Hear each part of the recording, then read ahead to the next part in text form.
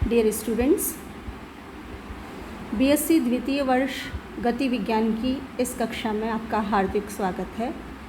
मैं doctor Neelmani Gupta, associate professor, government Dungar college, Bikaner, Rajasthan. इससे पहले वाले लेक्चर में हमने मोशन अंडर वेरिएबल एक्सेलरेशन यानी परिवर्तनशील त्वरण के अंतर्गत गति क्या होती है ये अध्ययन किया था, और उसमें सिंपल हार्मोनिक मोशन यानी सरल आवर्त गति की परिभाषा, वह गति क्या होती है तथा उसका ज्यामितीय निरूपण क्या होता है, इसके बारे में विस्तृत चर्चा की थी। आज हम उसी से संबंधित कुछ प्रश्न यानी एग्जाम्पल्स यहाँ डिस्कस करेंगे।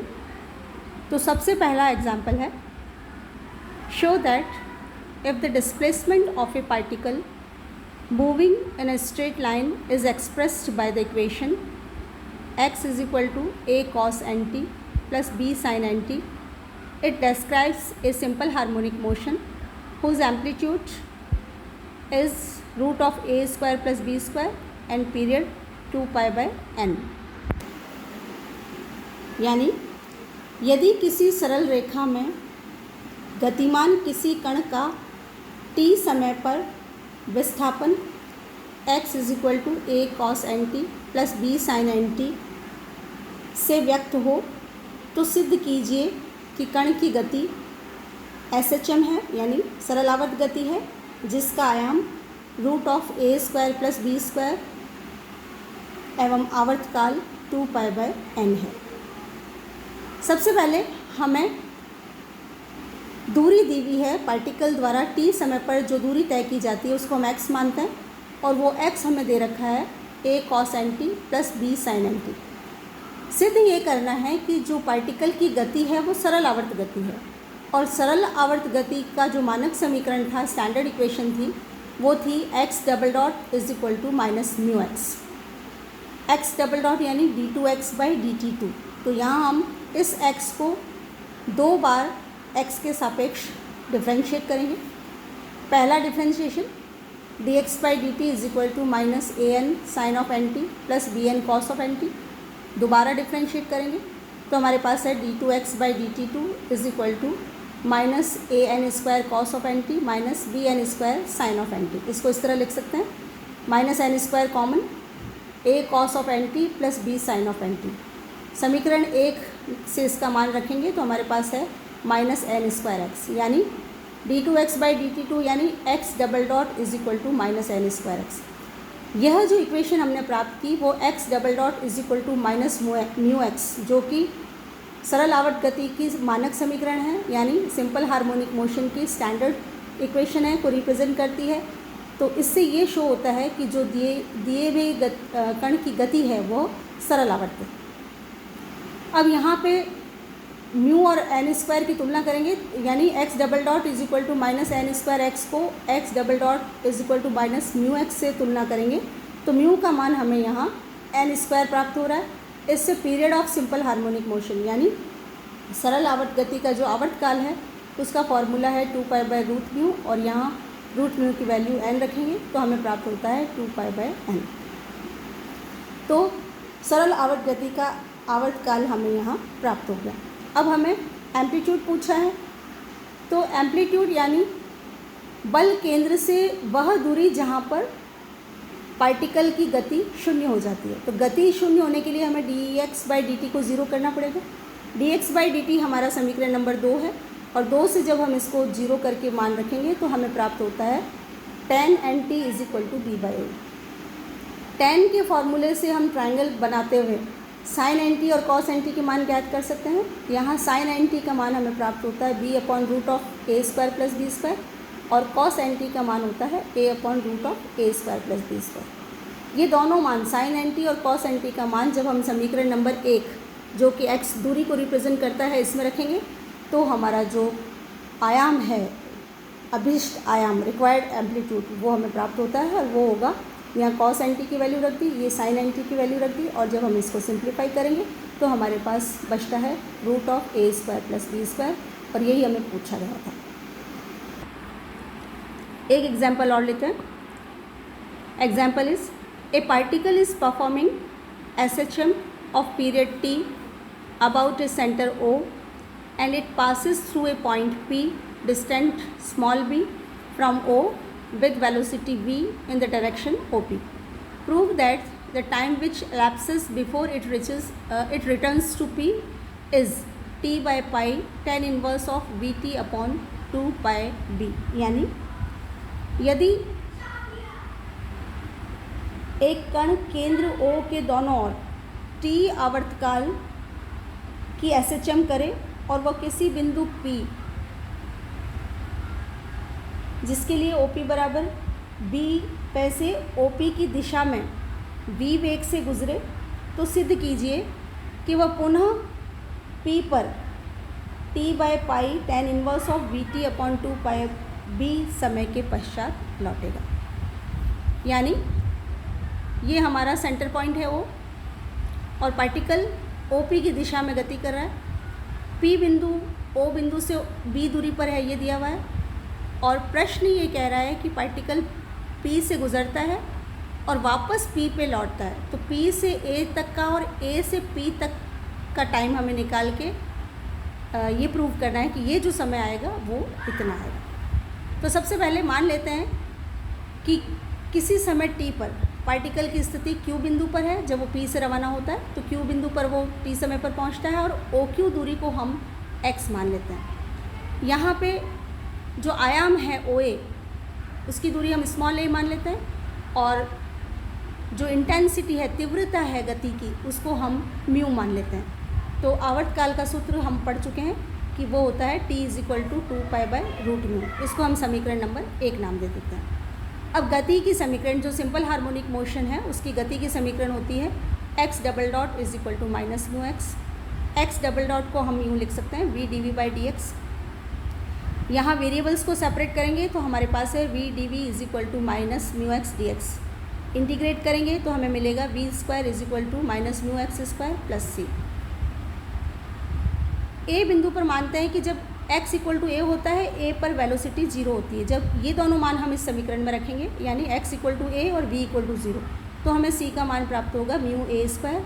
और इससे हमारे पास वैल्यू आ जाएगी v square is equal to mu times of a square minus x square. इसको हम समीकरण नंबर 2 मान लेते हैं. अब हमें प्रश्न में ये दिया हुआ है कि p बिंदु पर दूरी जो है O से वो b है और वेलोसिटी v है. तो p बिंदु पर वेलोसिटी v और distance x equal to b, ये जब हम इस समीकरण में रखेंगे तो हमारे पास एक फॉर्मूला आएगा v square is equal to mu times of a square minus b square. इसको हम समीकरण नंबर 3 नाम दे देते हैं. वापस नंबर 2 समीकरण की बात करें तो इसको हम इस तरह लिख सकते हैं v is equal to d x by d t is equal to root of mu root of a square minus x square. यहाँ हमने पॉजिटिव साइन लिया है क्योंकि पार्टिकल जिस दिशा में जा रहा है O से A की दिशा में जा रहा है और वो x की इंक्रीजिंग साइड है, इसलिए यहाँ हम पॉजिटिव साइन लेंगे. इसको हम इस तरह लिख सकते हैं d t is equal to 1 upon root mu d x upon root of a square minus x square. मान लेते हैं कि जो पार्टिकल P से A तक पहुँचेगा उसको समय t1 लगेगा.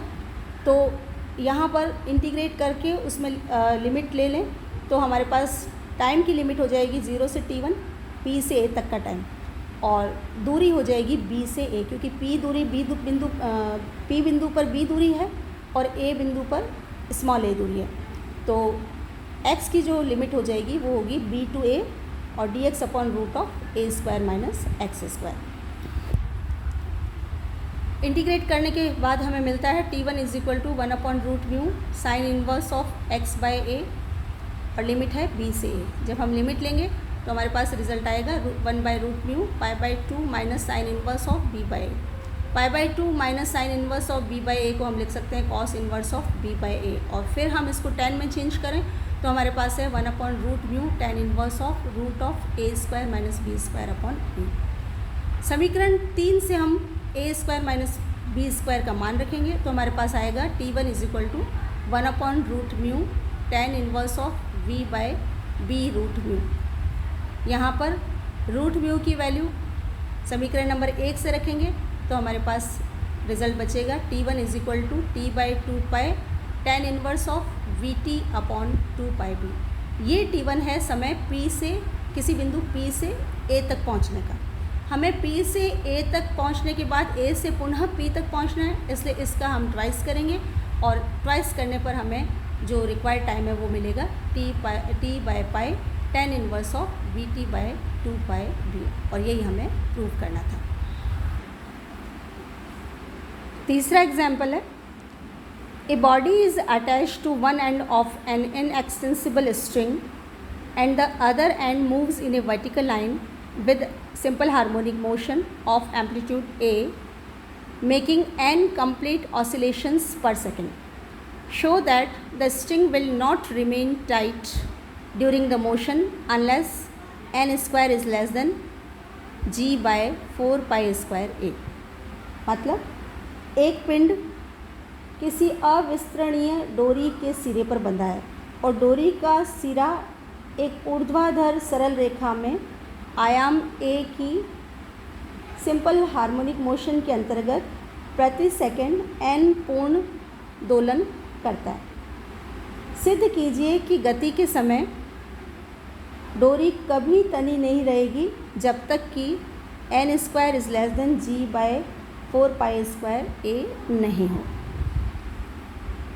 यहाँ पे हमें सरल आवर्त गति दे रखी है, और अगर हम सरल आवर्त गति के लिए इंटेंसिटी म्यू ले लें, तीव्रता इंटेंसिटी यानी तीव्रता को म्यू ले लें, तो गति का समीकरण होगा x double dot is equal to minus mu x. आयाम हमें a दे रखा है, एम्पलीट्यूड, और हम ये पढ़ चुके हैं कि जो मैक्सिमम एक्सेलरेशन यानी महत्तम त्वरण होता है वो म्यू a होता है। इसको हम समीकरण नंबर 1 नाम दे देते हैं। इसके साथ हमें n जो है वो आवृत्ति दे रखी है, यानी कि जो डोरी का सिरा है वो प्रति सेकंड n पूर्ण दोलन करता है। तो आवृत्ति और आवर्तकाल के सूत्र का संबंध हमें पता है, वो होता है n इक्वल टू 1/t, और t का फॉर्मूला यहाँ हम रखें तो हमें n का मान प्राप्त होता है रूट म्यू बाय 2 पाई। इससे हमें म्यू की वैल्यू मिल जाएगी जो कि 4 पाई स्क्वायर n स्क्वायर के बराबर होगी। अब हमें ये पूछा है कि रस्सी तनी हुई रहनी चाहिए, तो यहाँ पर मैक्सिमम एक्सेलरेशन म्यू ए था, और इस म्यू का मान जब हम इस म्यू ए में रखेंगे तो हमारे पास मैक्सिमम एक्सेलरेशन यानी महत्तम त्वरण का मान हमें प्राप्त हो जाएगा 4 pi square n square into a. रस्सी के तनी हुई रहने का सीधा सा मतलब है कि जब गुरुत्वीय त्वरण ज़्यादा होगा तो रस्सी तनी हुई होगी, तो ये त्वरण जब गुरुत्वीय त्वरण से छोटा होगा यानी गुरुत्वीय त्वरण बड़ा होगा तब रस्सी तनी हुई रहेगी। तो यहाँ पर हमें मैक्सिमम, ये जो मैक्सिमम एक्सेलरेशन है यानी महत्तम त्वरण है उसको हमें g से छोटा करना है, इसलिए हमने लेस देन g कर दिया। ये मान हम जब यहाँ रखेंगे तो हमारे पास है 4 pi square n square a is less than g, और इससे हमें n स्क्वायर की वैल्यू मिल जाती है less than g by 4 pi square a, और यही हमें सिद्ध करना था। Next example is, a particle is moving with simple harmonic motion, find at what distance from the centre will its velocity be half of the maximum. यानी एक कण सरल आवर्त गति में गमन करता है, ज्ञात कीजिए कि केंद्र से कितनी दूरी पर इसका वेग महत्तम वेग का आधा होगा। तो मान लेते हैं कि जो सरल आवर्त गति है उसका आयाम a है, यानी o से a की दूरी स्मॉल a ले लेते हैं, और इंटेंसिटी यानी तीव्रता म्यू है। मान लेते हैं कि पार्टिकल की स्थिति किसी समय t पर p बिंदु पर है और OP बराबर x मान लेते हैं। तो v square is equal to mu of a square minus x square होता है। ये हम पिछले आर्टिकल में पढ़ चुके हैं, तो यहाँ हम सीधा ये फॉर्मूला इस्तेमाल करते हैं, इसको समीकरण नंबर 1 नाम दे देते हैं। अब जब हम यहाँ x इक्वल टू 0 रखेंगे, यानी सेंटर पर हम वेलोसिटी की बात करें तो x इक्वल टू 0 रखेंगे, और ये भी हम पढ़ चुके हैं कि केंद्र पर वेलोसिटी अधिकतम होती है, यानी अधिकतम वेलोसिटी का यहाँ मान होगा रूट म्यू a। अब प्रश्न ये पूछता है कि किस दूरी पर वेलोसिटी उसकी मैक्सिमम वेलोसिटी की आधी होगी। तो मान लेते हैं कि किसी दूरी x इक्वल टू x1 पर वेलोसिटी जो है वो महत्तम वेलोसिटी की आधी होगी। तो ये दोनों मान हम जब इस समीकरण 1 में रखेंगे तो मैक्सिमम वेलोसिटी की आधी मतलब रूट म्यू ए बाई 2 और उसका स्क्वायर, तो यहाँ आ गया म्यू ए स्क्वायर बाई 4 और x की जगह x1 रखना, तो हमारे पास समीकरण नंबर 1 से ये मान प्राप्त होता है। और इसको जब हम सरल करते हैं तो हमारे पास x1 square is equal to 3/4 of a square प्राप्त होता है और इससे इसका मतलब है x1 बराबर प्लस माइनस रूट 3/2 ऑफ ए। चूँकि दूरी ऋणात्मक नहीं होती इसलिए दूरी हमारी होगी रूट 3/2 ए। तो सीधा सा तात्पर्य है कि केंद्र से रूट 3/2 ए दूरी पर कण की जो गति होगी वह उसकी मैक्सिमम गति की आधी होगी। और ये हमें डिस्टेंस पूछी थी, ये हमने ज्ञात करना।